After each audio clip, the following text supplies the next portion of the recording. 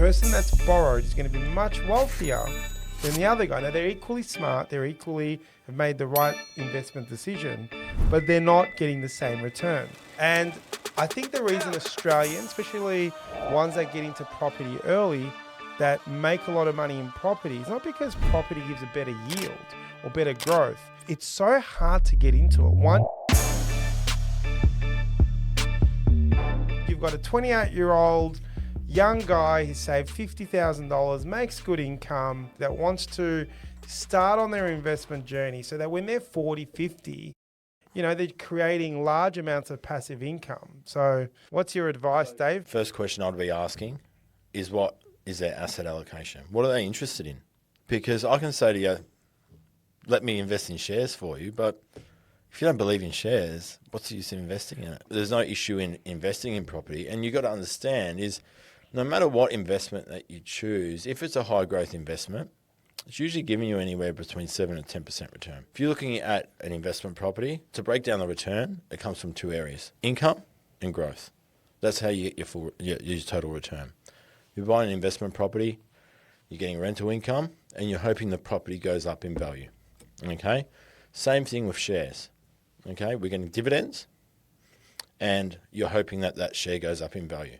So that's where you work out your total return. Okay?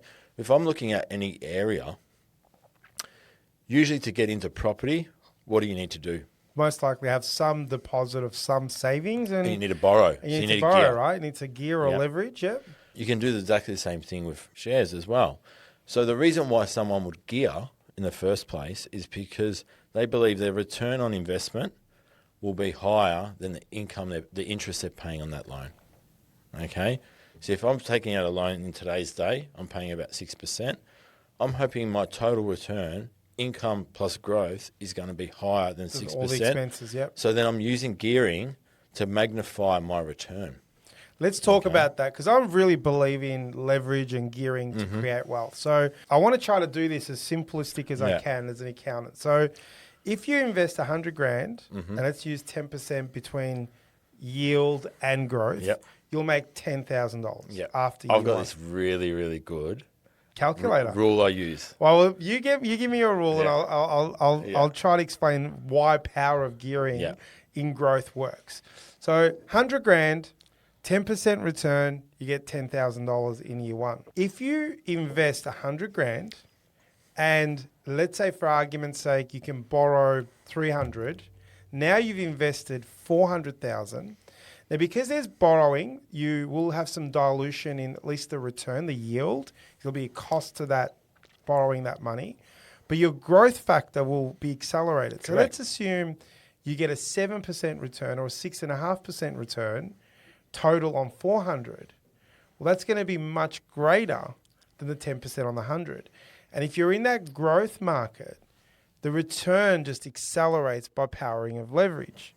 Now, if you don't gear, if you get the same return as someone else in the same investments, and one person leverages and has the ability to borrow to invest, and another person doesn't, the person that's borrowed is going to be much wealthier than the other guy. Now, they're equally smart, they're equally have made the right investment decision, but they're not getting the same return.